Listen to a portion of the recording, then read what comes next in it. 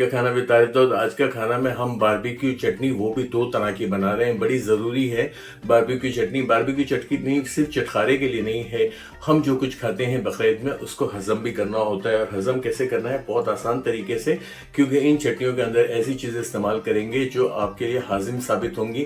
آئیں چل کے بناتے ہیں 2 طرح کی باربیکیو چٹنیاں. مگر آپ سے ریکویسٹ کرتے ہیں, چینل پہ نئے ہیں سبسکرائب کر دیں, لائک کریں, شیئر کریں, میرے ساتھ چلیں. ایک ہم بنائیں گے لال چٹنی, ایک ہم بنائیں گے ہری چٹنی. جلدی سے سٹارٹ کر دیتے ہیں. چلے بسم اللہ الرحمن الرحیم پڑھ کے درود شریف پڑھ کے ہماری باربیکیو چٹنی ریڈ والی. اور یہاں پہ آپ کو سامان نظر آ رہا ہوگا. یہاں میں نے کشمیری لال مرچوں کو تقریباً 20 سے 25 لال مرچوں کو لے کے سوک کر لیا تھا, پانی میں بھگو دیا تھا.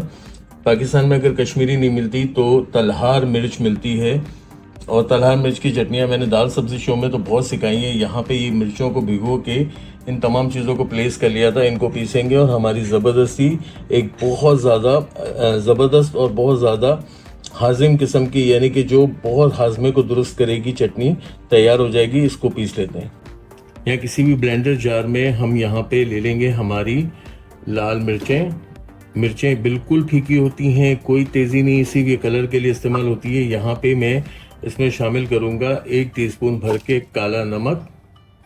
یہاں پہ چلے جائیں گے چند لہسن کے جوے. لہسن کے جوے جتنے زیادہ لیں مگر ڈائجیشن کے لیے بہت اچھا ہوتا ہے جب باربیکیو کھاتے ہیں. یہاں پہ 1 ٹیبل اسپون بھر کے چلا جائے گا زیرہ, جو ڈائجیشن کا اور ٹھنڈک کا کام کرے گا ہمارے معدے میں جا کے. اور یہاں پہ املی کا پلپ لے لیا تھا, تقریباً 2 ٹیبل اسپون املی کو بھگو دیا تھا اور اس کا پلپ نکال لیا. اس کو پیس لیں گے.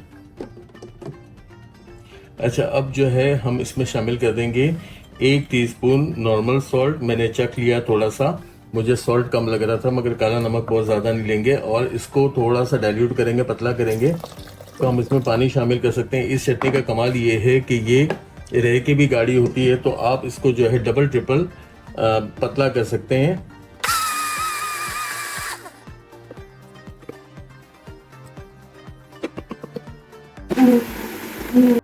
چلیں چٹنی ریڈی ہو گئی. دیکھیں کتنی کو زبردست, دیکھنے میں تو بہت تیز ترار لگ رہی ہے مگر یہ کھانے میں اتنی ہی نرم و ملائم فیل کے ساتھ ہے. کوئی تیزی نہیں ہے, مگر اس کے اندر جو انگریڈینٹ ہم نے شامل کیے ہیں وہ باربیکیو کو 4 چاند لگا دیں گے.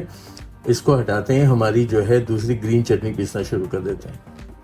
چلے گرین چٹنی کے لیے ہم یہاں پہ لے لیں گے 1 گڈی بھر کے ہرا دھنیا. یہاں پہ سالم ہرا دھنیا کی گڈی کو ہم نے لے لیا.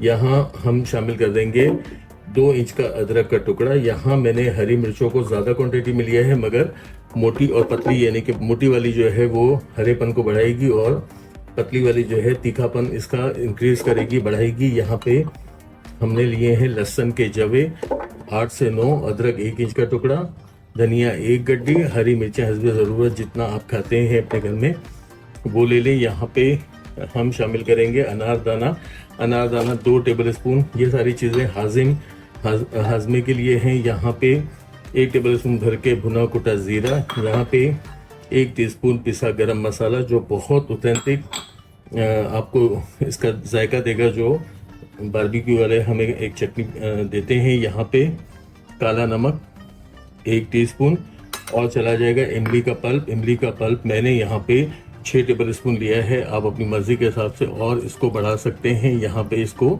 پیس لیں گے. اچھا, یہ مسالہ پیس کے نیچے چلا گیا. اب اس کے اندر 1 گڈی ہم پورا پودینے کی شامل کر رہے ہیں. پودینے کا سائنس یہ ہے کہ اگر بہت زیادہ پیسیں گے یہ کالا ہوتا چلا جائے گا, اس لیے اس کو اینڈ میں شامل کیا. اب اس کو بھی پیس لیتے ہیں. اچھا, اب بہت زیادہ گاڑھی اور زبردست قسم کی چٹنی تیار ہوئی ہے. اسے اپنی مرضی کے حساب سے آپ پتلا کر سکتے ہیں. یہاں پیس کے رکھ لیں, آپ سرونگ کے ٹائم پہ بھی پتلا کر سکتے ہیں. میں یہاں پہ آپ کو اس کی رائٹ کنسسٹنسی دکھا کے پیس لیتا ہوں. چلے مزیدار جو ہے ہماری گرین املی کی چٹنی بھی ریڈی ہو گئی. بہت زیادہ جو فائدہ مند اور بہت زیادہ ہاضم قسم کی چٹنی ریڈی ہے. اس کو آپ کو پریزنٹ کرتے ہیں. پریزنٹ کرنے سے پہلے آپ سے وعدہ لیں گے, چینل پہ نئے ہیں سبسکرائب کر دیں, لائک کریں, شیئر کریں, بیل کا آئیکن پریس کریں. آ جائیں اس کو زبردست طریقے سے آپ کو دکھا کے آپ کے دل میں بھی ایک خواہش جگاتے ہیں کہ آپ بھی یہ چٹنیاں بنا لیں.